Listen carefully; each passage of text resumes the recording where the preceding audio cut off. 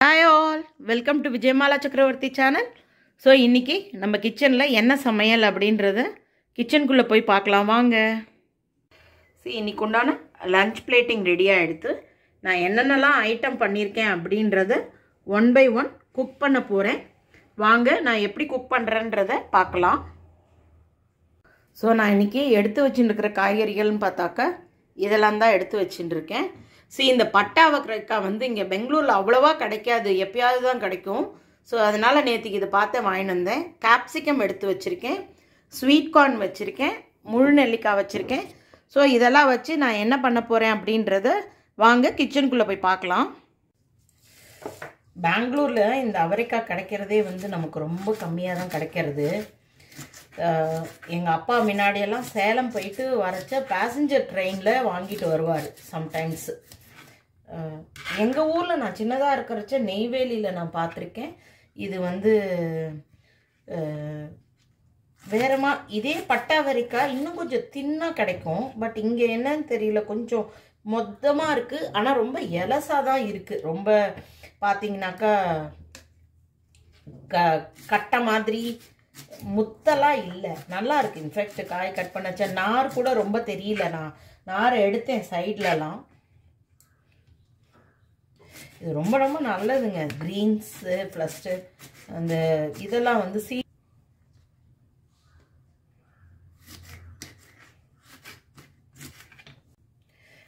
நம்ம இன்னைக்கு வந்து மத்தியானம் எங்கள் ஹஸ்பண்டோட சின்ன வயசு ஃபேமிலி ஃப்ரெண்ட், ஸோ அவங்க வராங்க போல இருக்குது. அவங்கள நாங்கள் மீட் பண்ணுறதுக்கு எம்ஜி ரோட் போயின்னு இருக்கோம்.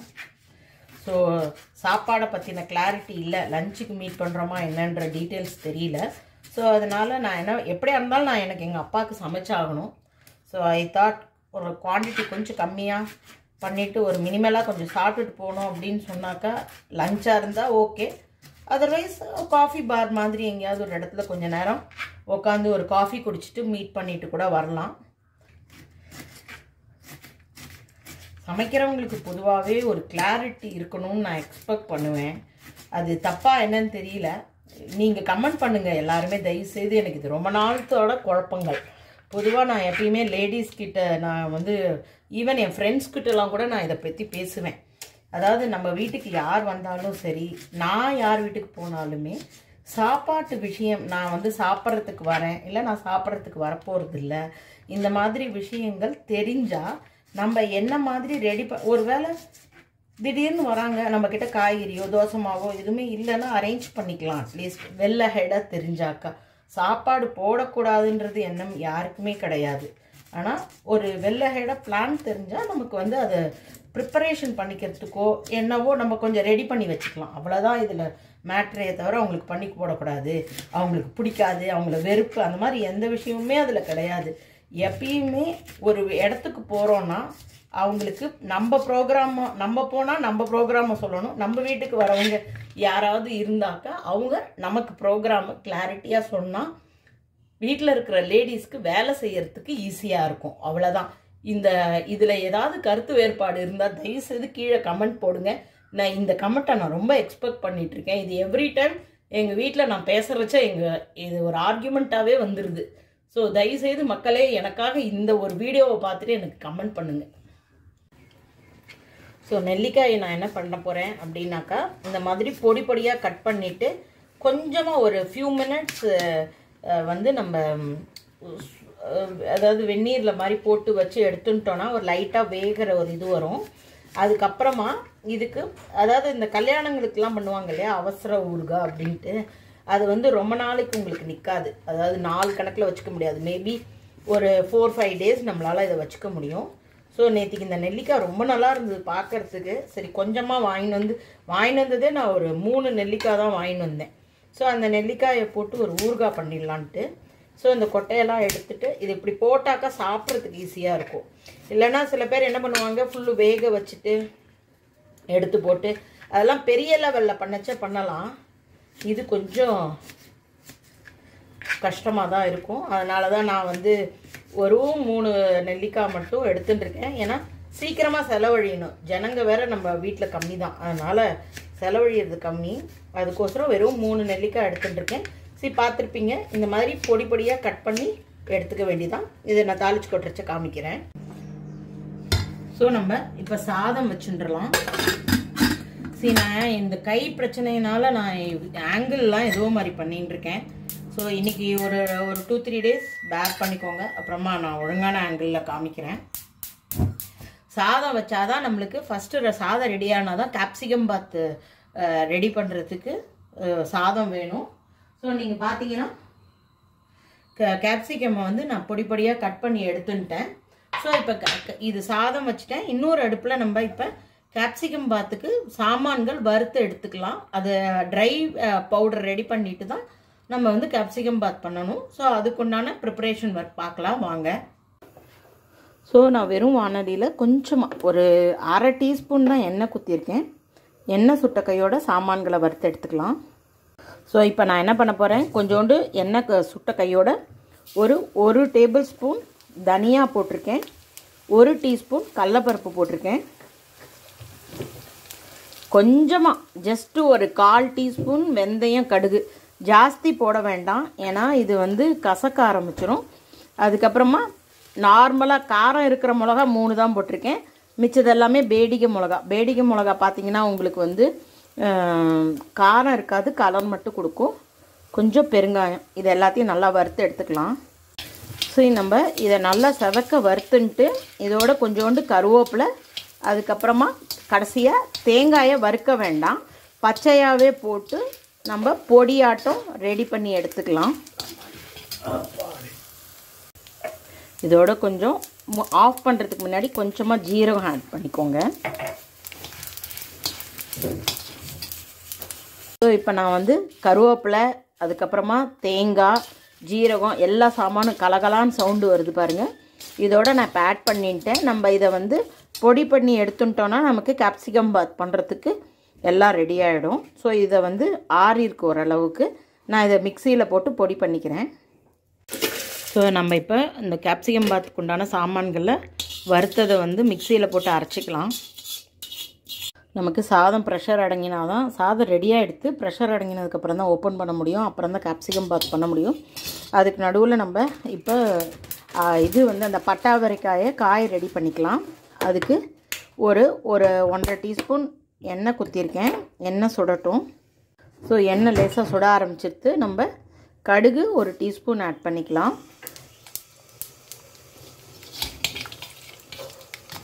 இதோட வெள்ளை உளுத்தம்பருப்பு, கடலைப்பருப்பு, வத்த மிளகா, ஒரு 2 வத்த மிளகா போட்டிருக்கேன் நான். அதுக்கப்புறமா கொஞ்சமாக கருவேப்பிலை. இதெல்லாம் நல்லா பொரியட்டும். கொஞ்சமாக ஒரு வாசனைக்கு நம்ம வந்து பெருங்காயம் ஆட் பண்ணிவிட்டு நம்ம அவரைக்காயை ஆட் பண்ணிக்கலாம். கொஞ்சம் நேரம் பொரியட்டும். சரி, நல்லா செவந்துருத்து. இப்போ கொஞ்சோண்டு பெருங்காயம் ஆட் பண்ணிட்டேன். இப்போ நம்ம இந்த அவரைக்காயை ஆட் பண்ணிக்கலாம்.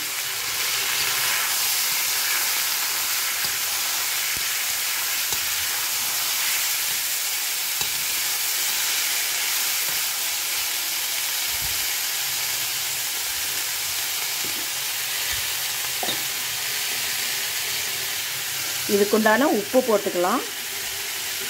ஒரு 3/4 டீஸ்பூன் உப்பு போட்டிருக்கேன். அவரைக்காயை வந்து நான் ஒரு வெந்நீரில் ஒரு 5 நிமிஷம் போட்டு வச்சுருந்தேன். காரணம் என்னென்னா அது கொஞ்சம் ஒரு ஹாஃப் குக் ஆயிடுச்சுன்னா வதக்கரைச்ச நல்லா குக் ஆகிடும். ரொம்ப டைமும் எடுக்காது உங்களுக்கு. அதுக்கோசரம் தான் இந்த உப்பெல்லாம் காயில் நல்லா இறங்கினதுக்கப்புறமா இதோட தேங்காய் ஆட் பண்ணிடலாம்.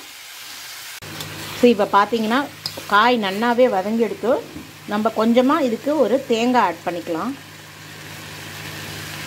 ஒரு 1/4 மூடி தேங்காய் யூஸ் பண்ண போகிறோம். நான் இப்போ இது கப்பில் வச்சுருக்கிறது வந்து ஒரு கம்ப்ளீட் தேங்காயோட துருவல். அது எப்பயுமே தேங்காய் போட்டால் நிறையா நேரம் வதக்கக்கூடாது. ஜஸ்ட்டு இப்படி பரட்டி விட்டுட்டு இந்த வானலி சூட்லேயே அது இருந்தால் போகிறோம். நமக்கு இப்போ அவரைக்காய் தேங்காய் போட்ட காய் ரெடியாக எடுத்தோம். சரி, எண்ணெய் வந்து திருப்பியும் வானலியில் அதே அவரைக்காய் பண்ண வானலியே எடுத்துட்டுருக்கேன். கொஞ்சம் எண்ணெய் குத்திருக்கேன். எதுக்கு இப்போ என்ன பண்ண போகிறேன் அப்படின்னாக்கா கார்ன் பண்ணிடலாம் அப்படின்ட்டு. நம்ம இப்போ அதுக்கு கடுகு 1 டீஸ்பூன், பச்சை மிளகா, கருவேப்பிலை. ஸோ இதெல்லாம் நல்லா பொரியட்டும், நம்ம அதுக்கப்புறமா பார்க்கலாம். கடுகு நல்லா பொரிஞ்செடுத்து கொஞ்சோண்டு பெருங்காயம், இதோட துருவின கேரட் ஆட் பண்ணிக்கலாம்.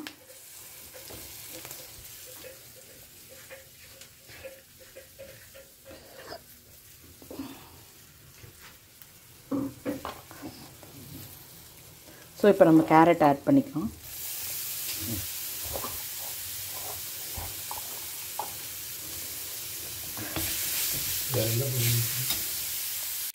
இப்போ நான் கொஞ்சமாக கேரட்டை வந்து வதக்கின்ட்டேன், ரொம்ப வதக்க வேண்டாம்.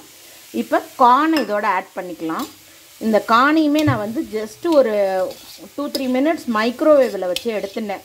காரணம் என்னென்னா, எனக்கெல்லாம் ராவாக சாப்பிட்டா பிடிக்கும், பட் எங்கள் அப்பாவுக்கு அது கடிக்கிறதுக்கு கொஞ்சம் கஷ்டமாக இருக்கும். அதனால் நான் ஒரு 2-3 மினிட்ஸ் நான் வந்து அதை மைக்ரோவேவ் பண்ணிட்டேன். பெரியவங்க இருந்தால் இந்த மாதிரி பல்லு பிரச்சனையெல்லாம் இருந்தாக்கா நீங்கள் அந்த மாதிரி பண்ணிக்கலாம்.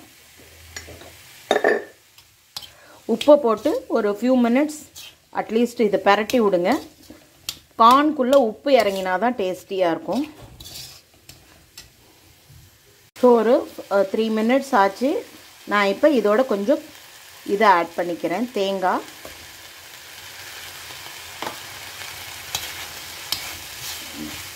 இது ஒரு மாதிரி சாலட் மாதிரி நல்லாயிருக்கும். இதையே தான் நம்ம இங்கே பெங்களூர்லலாம் கல்யாணங்களில் வந்து ராவாவே துருவிட்டு கேரட்டு, கார்ன் இதெல்லாம் போட்டு பண்ணுறாங்க. நான் கொஞ்சம் குக் பண்ணிட்டேன், சாப்பிட்றதுக்கு ஈஸியாக இருக்கணுன்றதுக்கோசரம். ரெண்டுமே நல்லாயிருக்கும். ராவில் ஒரு டேஸ்ட் டிஃப்ரென்ஸ் இருக்கும், குக் பண்ணதில் கொஞ்சம் டேஸ்ட் டிஃப்ரென்ஸ் இருக்கும். ஸோ நமக்கு இப்போ corn carrot salad kind of காய் ரெடி.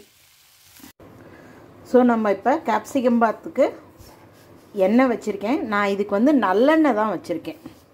எனக்கு எப்பயுமே கேப்சிகம் பாத் நல்லெண்ணெயில் பண்ணி கொடுத்தா நல்லாயிருக்கும். ஸோ 1 டீஸ்பூன் கடுகு போட்டிருக்கேன், ஒரு 1/2 டீஸ்பூன் வெள்ளை உளுத்தம்பருப்பு. ஸோ இது நல்லா பொரியணும். கடுகெல்லாம் கொஞ்சம் கொஞ்சமாக பொரிய ஸ்டார்ட் ஆகிருக்கு. இப்போ நம்ம கொஞ்சம் பெருங்காயம், நம்ம வந்து இதில் கொஞ்சமாக தான் போட்டுட்டோம் சாமான் வறுத்து அரைச்சதில். ஸோ கொஞ்சம் கருவேப்பிலை அதுலேயும் போட்டிருக்கேன், கருவேப்பிலை அரைச்சதில், பொரிச்சதுலேயும் கொஞ்சோண்டு போட்டுக்கலாம். இப்போ நம்ம கேப்சிகம் ஆட் பண்ணிப்போம்.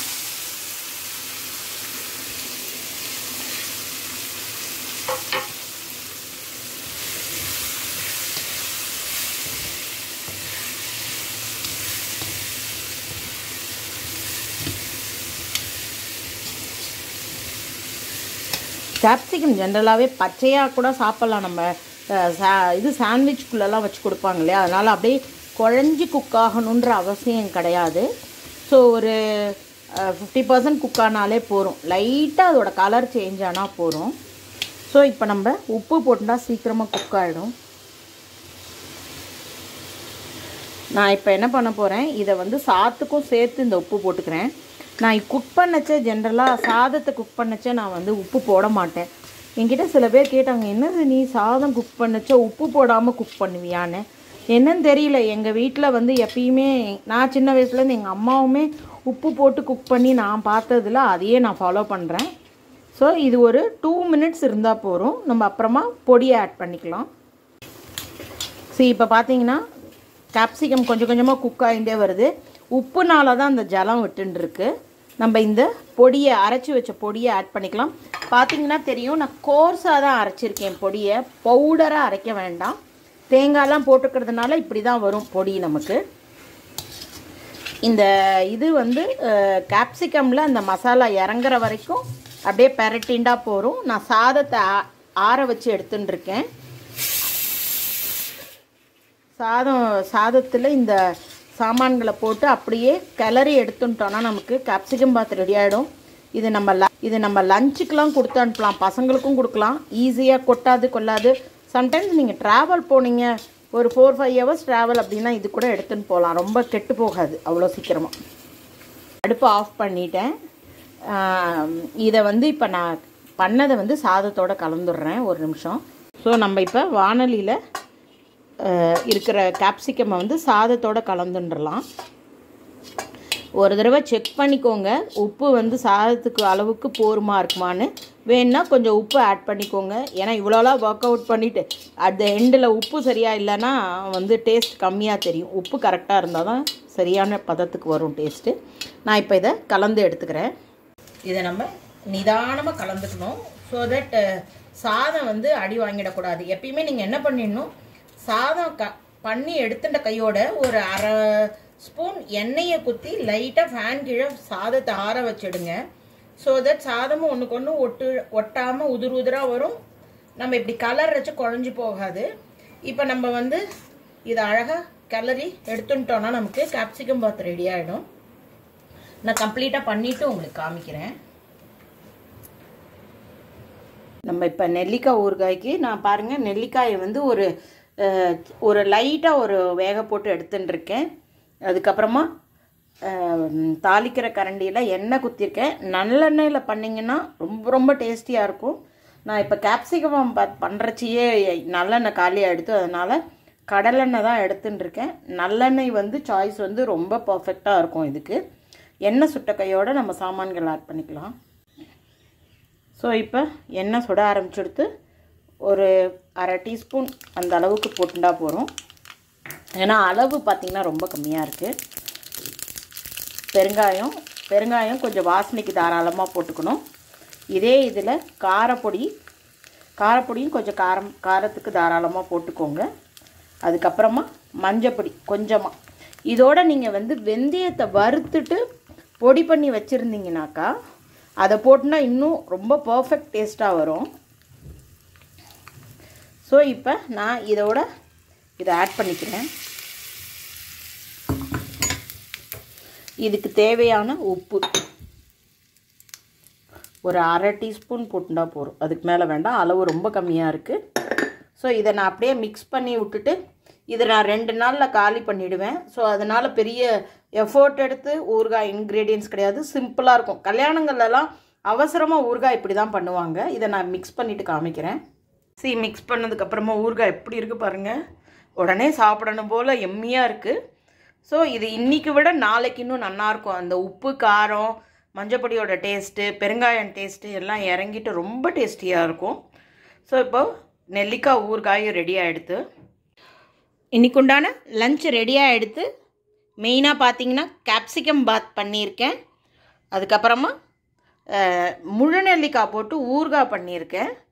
பட்டை அவரைக்காய் போட்டு தேங்காய் போட்ட காய், அப்புறமா கார்ன் கேரட் போட்டு சாலட் கைண்ட் ஆஃப் காய் ஒன்று பண்ணியிருக்கேன்.